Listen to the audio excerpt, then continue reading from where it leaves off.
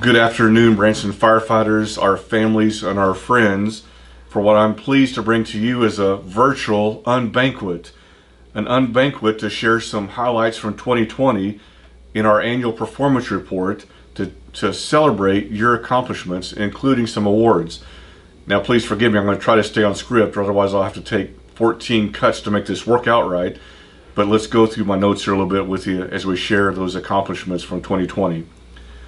COVID did put the brakes on everything in 2020. What an understatement. One effect of the pandemic was our inability to gather as family and friends to celebrate our accomplishments or your accomplishments over the past year. As I give various presentations throughout the community each year, I'm proud to share how our Branson firefighters are not the common everyday firefighter. You know, that image of the firefighter that comes to work at shift change, checks her trucks out real quick, grabs a glass of iced tea, and waits for those tones to drop. That is not your Branson firefighter. Our Branson firefighters often arrive early before shift change.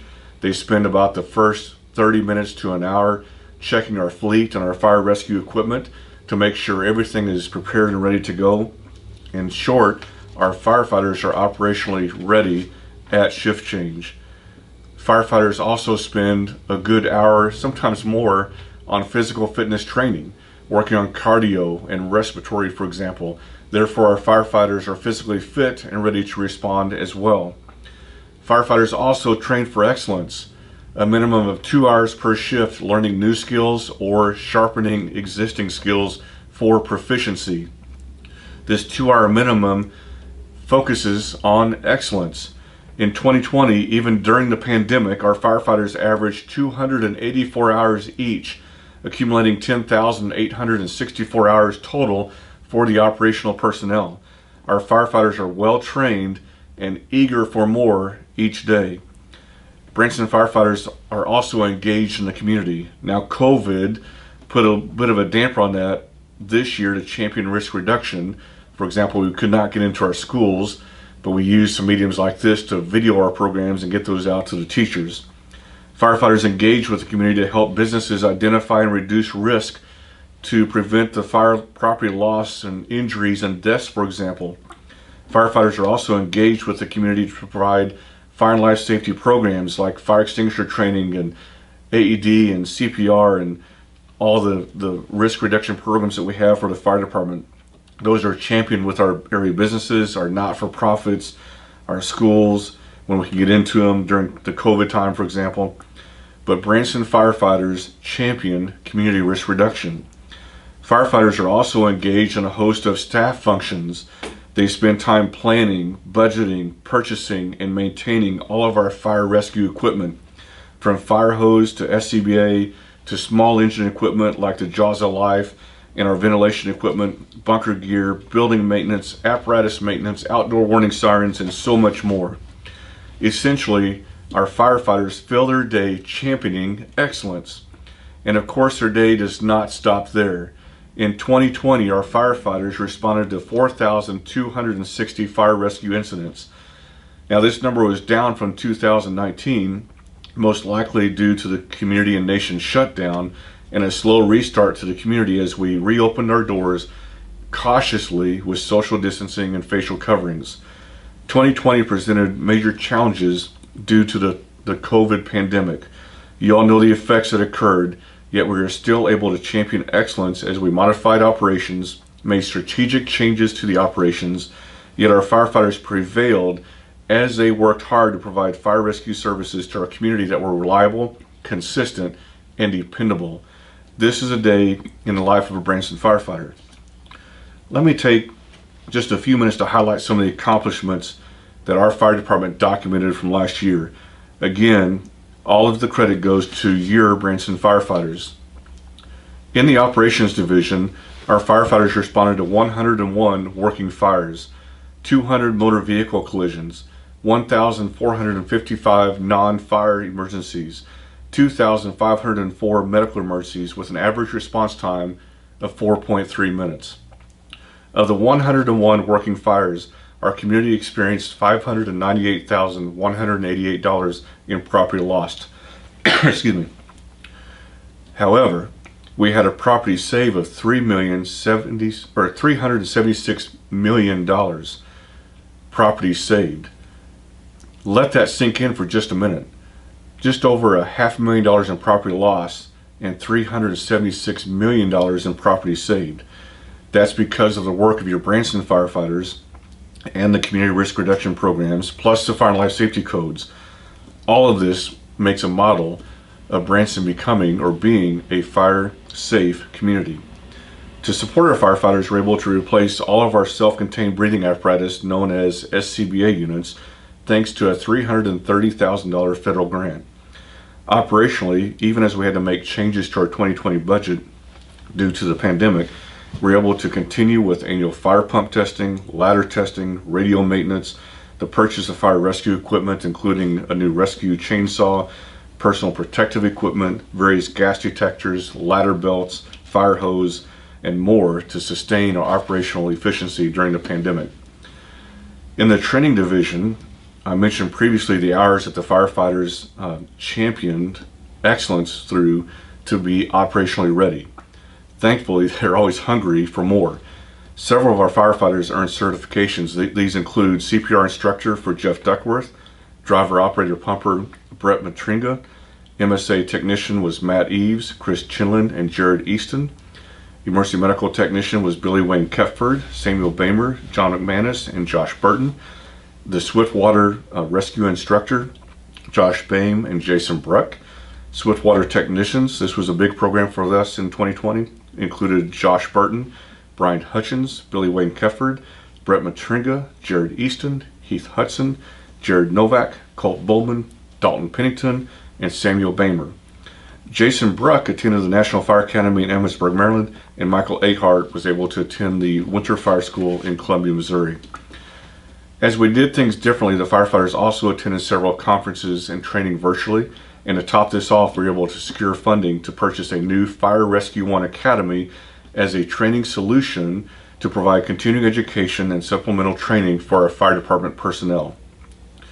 In the Technical Services Division, these guys never stop. They're like the Energizer Bunny. In 2020, they completed 1,295 plan reviews, 13 school inspections, 231 lodging inspections, 491 business license inspections, about 1,900 commercial inspections for fire and life safety systems and structures, and despite the pandemic, community development continued. They were going non-stop.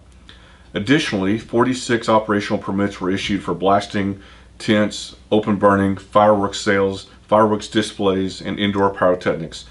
All of this is a contributing factor to a low fire loss in the community and no fire deaths or injuries in 2020.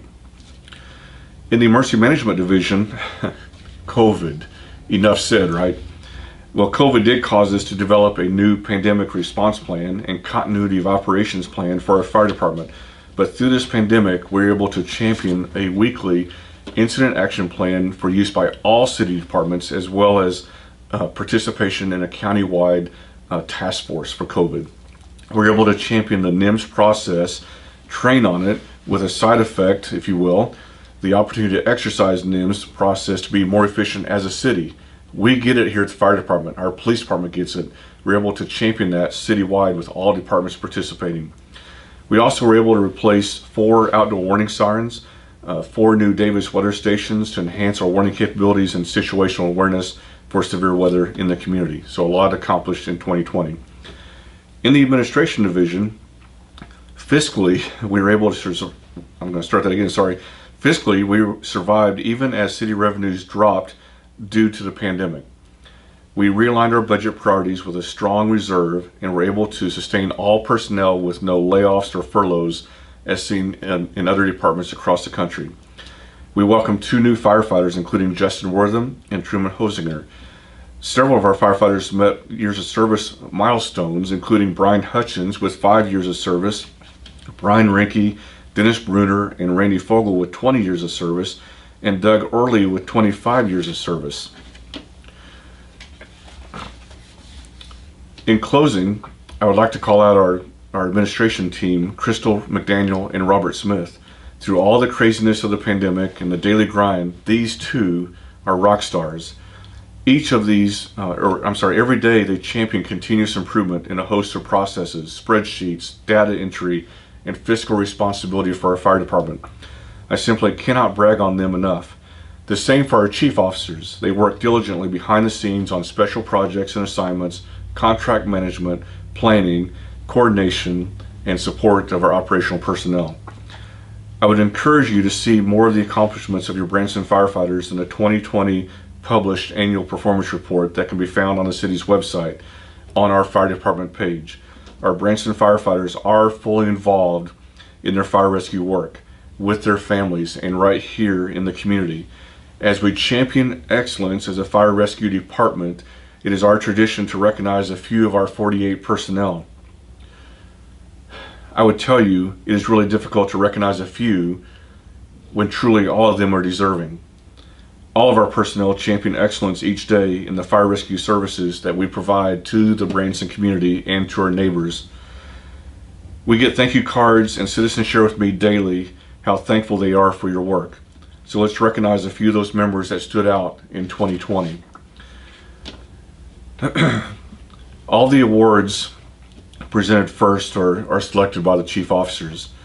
The first one is the Operations Division Achievement Award, in a recognition and commitment to develop the water rescue team, which required innovative thinking, creative problem solving, skilled budgeting, and tremendous amount of leadership, where we were able to provide the highest level of service to our community and its visitors.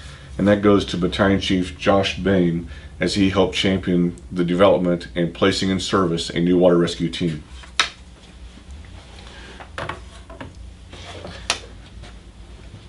A second Operations Division Award will be presented in recognition of your leadership and dedication while stepping up to lead your crew and to train a new recruit firefighter while enduring the extended absence of your immediate supervisor.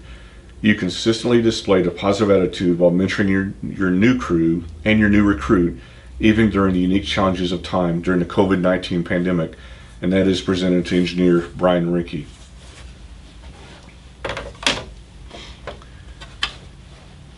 The Training Achievement Award is given in recognition of a member's dedication and efforts to set high standards. I will say high standards is a great word to use for this gentleman, in your personal growth and development, along with your continued willingness to lead and develop our special operations, and that goes to Captain Jason Bruck. The Technical Services Division Achievement Award is in recognition of dedication to promoting fire and life safety excellence to the citizens of Branson. That is presented to Captain Jeff Duckworth, a lot of his work being done during a light duty assignment, helping us do some inspections during the pandemic. The Fully Involved Award, and there will be two of those this year. The first one is in recognition of being fully involved with the fire department, your family, and the Branson community. And that will go to Captain Dave Etz. And one of the examples I wanted to share based on this award is Dave is a California guy. He's probably our model photo guy sometimes, as we get maybe a little chuckle out of that. But there's oftentimes I've shown up at Station 2 and seen Dave on a creeper, if you will, underneath a fire truck, troubleshooting, trying to find that broken wire causing a taillight not to work. He expects that ladder truck to be 100% operationally ready, and I appreciate that extra work above being the captain of the day, so to speak. The last one, Fully Involved Award, again championing fire department, our families, and our Branson community, goes to firefighter Chris Ely.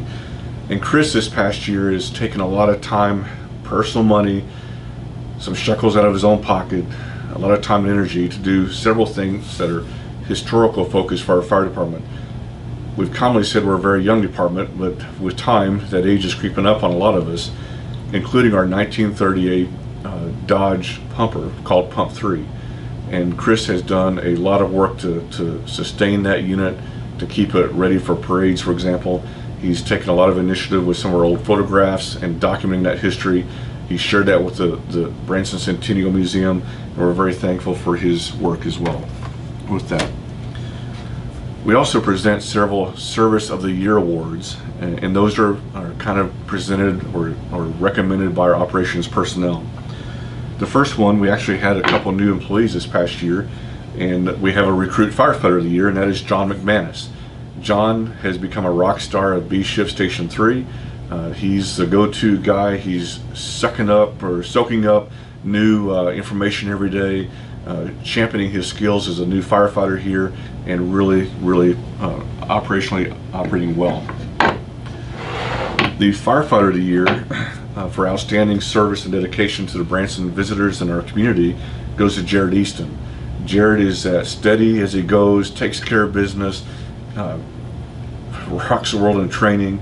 You see he's always hungry for more and ready to serve and take care of his ladder truck and his crew. And we're thankful for Jared's presence in the organization as well. The engineer of the year this year goes to engineer Jared Novak. Jared is a relatively new engineer for us.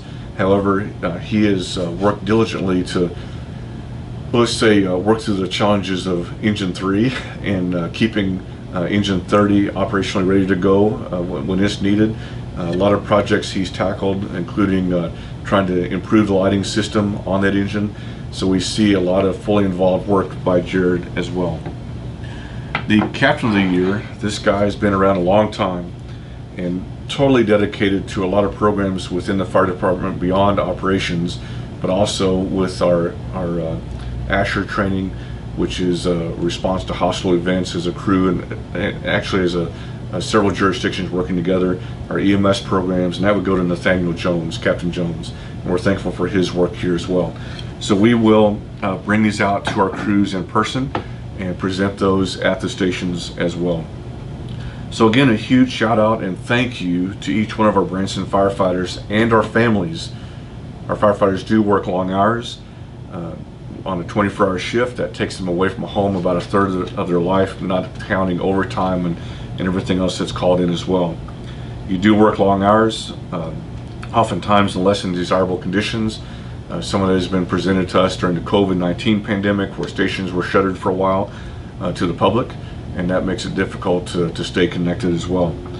We work in odd weather conditions with a couple weeks of severe weather and cold weather, for example, and a lot of things that just simply are not in the playbook, that our crews can take their training and their skill set and go to a plan B or a plan C and take care of our customers on things that just not the ordinary, if you will, in fire rescue operations. I do look forward to a bright and exciting 2021. You do know that we've already ordered or getting ready to order a cascade and containment system for the new SCBA units, some mass fit testing equipment, some spare bottles. New bunker gear should be ordered this year as well for about 12 personnel. We try to replace about 12 or so a year on a rotational basis.